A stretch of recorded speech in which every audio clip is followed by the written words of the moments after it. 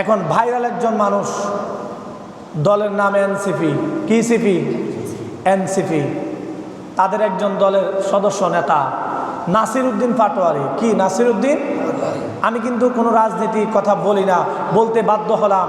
আপনারা বলেন, আমাদের দেশের যিনি প্রধানমন্ত্রী তারেক রহমান, তিনি কেমন নেতা এখন? তার কথার মধ্যে কোনো বেয়াদবি দেখেছেন? কোনো মানুষকে কষ্ট দিয়ে কথা বলতে দেখেছেন? আমি দেখি নাই। তার কথা কত মিষ্টিভাষী, কত সুন্দর করে কথা বলে। এই প্রধানমন্ত্রীর বিরুদ্ধেও তার এই নাসিরউদ্দিন পাটোয়ারি বেয়াদবিমূলকভাবে সমালোচনা করে। কি করে? সমালোচনা করে। অথচ যে কোনো রাষ্ট্রপ্রধানের বিরুদ্ধে কথা বলতে পারবেন আপনি শালীন ভাষায়। কি ভাষায় কথা বলে? কি ভাষায়? এই প্রজন্মের মধ্যে কিছু প্রজন্ম তাকে ফলো করতেছে, তারাও বেয়াদবি শিখতেছে। কথা বলেন ঠিক কিনা? তার লাগাম টেনে ধরা উচিত, তার লাগাম টেনে ধরা উচিত।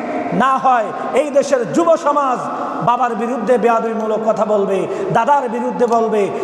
আপনার সমাজের মধ্যে যারা সম্মানিত ব্যক্তি আছে তাদের বিরুদ্ধে প্রতিবাদের ভাষা বেয়াদবিমূলক হবে। কথা বলেন ঠিক কিনা? আরো জোরে বলেন ঠিক কিনা?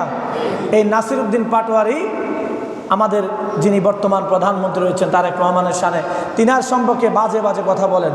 আপনি সমালোচনা করেন, তাতে সমস্যা নাই, কিন্তু সমালোচনা হতে হবে আদবের ভাষায়। কিসের ভাষায়?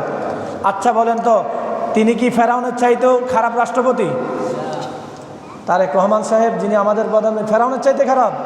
অথচ ফেরাউনের কাছে যখন মূসা নবীকে দাওয়াতের জন্য পাঠাইলেন, মূসা নবীকে আল্লাহ বললেন, হে মূসা, আপনি ফেরাউনের সামনে গিয়ে নম্র ভদ্র ভাষায় কথা বলবেন। হয় নাই? আরো জোরে বলেন। হে আল্লাহ, আমার মাথা তো অনেক গরম, আমি পারি না। আপনাকে পারতেই হবে। কেমন গরম? মূসা নবীর শরীর যখন গরম হইতো পাগড়ি ভেদ করে চুল উপরে যাইতো। আল্লাহু আকবার। এমন একজন মেজাজি জালালি সুরতের নবীকে আল্লাহ তাআলা বলেছেন, হে মূসা, আপনি যখন ফেরাউনের সামনে যাবেন আপনি সংযত থাকবেন, সুন্দর ভাষায় তাকে কথা বলবেন, সুন্দরভাবে দাওয়াত দিবেন। বলেন সুবহানাল্লাহ। মূসা নবী ডাক দিয়ে বলেন, রব্বুল আলামিন, তাহলে আমাকে দোয়া শিখাইয়া দেন, ফেরাউনের সামনে যেন উল্টাপাল্টা না বলি। আমার আল্লাহ মূসা নবীকে দোয়া শিখাইলেন। জানার দরকার আছে না নাই? কথা কনা, জানার দরকার আছে না নাই? যুবক ভাইয়েরা, মূসা নবী ফেরাউনের সামনে যাবেন, আমার আল্লাহ আদব শিখাইলেন। মূসা নবী সমালোচনা করবে, কিন্তু আদবের সহিত করতে হবে। এই জন্য আমার আল্লাহ শিখাইলেন, বলেন রব্বি জিদিনি ইলমা। বলেন রব্বি, বলেন রব্বি জিদিনি ইলমা, রব্বি ইশরাহ লি সাদরি ওয়ায়াসসিরলি আমরি ওয়াহলুল উকদাতাম মিন লিসানি ইয়াফকাহু কওলি। আল্লাহু আকবার। এ মূসা, তুমি ফেরাউনের সামনে গিয়া এই দোয়াটা করবা, আমি আল্লাহ রব্বুল আলামিন তোমার মুখের জড়তা দূর করে দেব, তোমার সিনাকে প্রশস্ত করে দেব, তোমার জেহান জ্ঞান আমি আল্লাহ বাড়াইয়া দেব। ভয় পাওয়ার দরকার নাই, আদবের সহিত ফেরাউনের সামনে দাওয়াত দিবে। তো আপনি যখন দেশের প্রধানমন্ত্রীর সমালোচনা করবেন, আপনার কথার মধ্যে আদব থাকতে হবে। কি থাকতে হবে? যেই সেই জায়গায় বেয়াদবি চলে, যেমনি হোক এই দেশের মানুষ তাকে ভোট দিয়ে প্রধানমন্ত্রী বানিয়েছে, ঠিক কিনা? আপনি দেশের একজন রাষ্ট্রপ্রধানকে নিয়ে যখন কথা বলবেন, আপনার মুখের লাগাম টানানো উচিত। কথা বলেন ঠিক কিনা? আপনি দেখবেন ভারতের কোনো প্রধানমন্ত্রীর নামে যদি পাকিস্তানের কোনো প্রধানমন্ত্রী বদনামি করে, বিরোধিতা করে, ভারতের বিরোধী দল পর্যন্ত ভারতের প্রধানমন্ত্রীর পক্ষে কথা বলে, ঠিক কিনা? আপনি বিরোধিতা করবেন, আপনার ভাষা হবে আদবের। হ্যাঁ, তারা একটা হাদিস বলে, জামাতিরা একটা হাদিস বলে। হাদিসটা কি? আল্লাহ বলেছেন যে জুলুমকারী রাষ্ট্রনায়কের বিরুদ্ধে প্রতিবাদ করার জন্য, তার সামনে গিয়ে কথা বলার জন্য। হ্যাঁ, কিন্তু এই হাদিসটা পড়ে নাই যে বাদশার সামনে যখন, প্রধানমন্ত্রীর সামনে যখন কথা বলবেন, আপনার কথার মধ্যে মাধুর্যতা থাকতে হবে, ভাষা সুন্দর হতে হবে। বলেন সুবহানাল্লাহ। বাদশাহ হারুনের নাম শুনছেন? ইরাকের বাদশাহ হারুন অনেক বড় একজন বাদশাহ ছিল। এখন তার কাছে বড় একজন এরকম মাওলানা গেছে, যাইয়া এমনভাবে বাদশার বিরোধিতা করতেছে। বাদশাহ জিজ্ঞাসা করলো, মাওলানা সাহেব, আপনি এত কর্কশ ভাষায় মেজাজি হালতে আমার সামনে আমার বিরুদ্ধে বলতেছেন, কারণ কি? আল্লাহ কোরআনে কইছে। কি কইছে আল্লাহ? আমিও কোরআন হাদিস পড়ছি। আল্লাহ কোরআনে কিভাবে বলছে? আল্লাহ বলছে, তুমি যখন বাদশার সামনে কথা বলবা, তোমার কথাগুলো সুন্দরভাবে আদবের সহিত প্রকাশ করবা। তখন মৌলানা সাহেব মাথার নিচের দিকে দিয়ে গেট থেকে বেরিয়ে গেছে।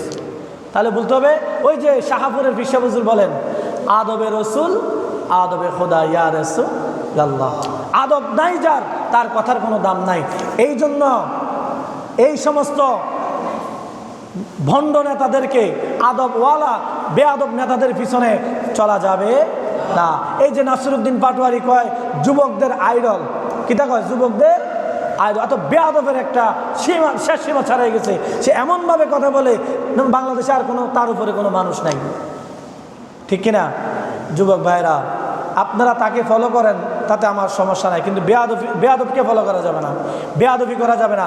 বাংলাদেশের যে কোনো মানুষের বিরুদ্ধে আপনি কথা বলতে পারেন, কিন্তু ভাষাটা হবে নম্র, ভদ্র, শালীন ভাষায় আপনি প্রতিবাদ করতে পারেন। কথা বলেন ঠিক কিনা?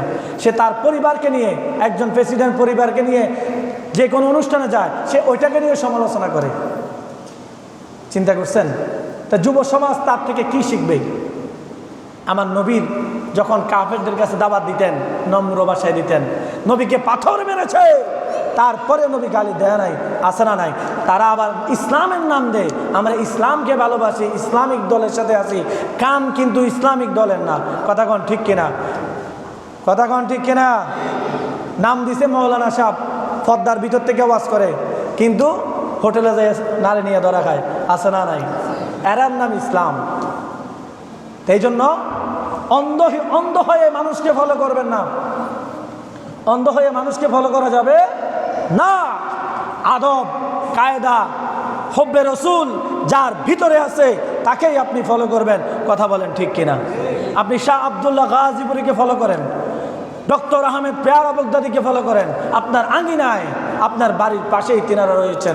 কথা বলেন ঠিক কিনা? একজন ওলির নামে, একজন ওলিও কখনো একজন নিকৃষ্ট বাদশার নামেও এভাবে প্রতিবাদ করে না। এই যে এখন যুব সমাজের নষ্টের মূল এই নাসিরউদ্দিন পাটোয়ারি যেভাবে অশালীন ভাষায় কথাবার্তা বলে, কথা বলেন ঠিক কিনা? আমি কিন্তু রাজনীতি করি না, তারপরেও তার আচার আচরণ দেখে আমার সহ্য হয় নাই, বলতে বাধ্য হলাম। আল্লাহ তারে হেদায়েত দান করুক, বলেন আমিন। আরো জোরে বলেন আমিন।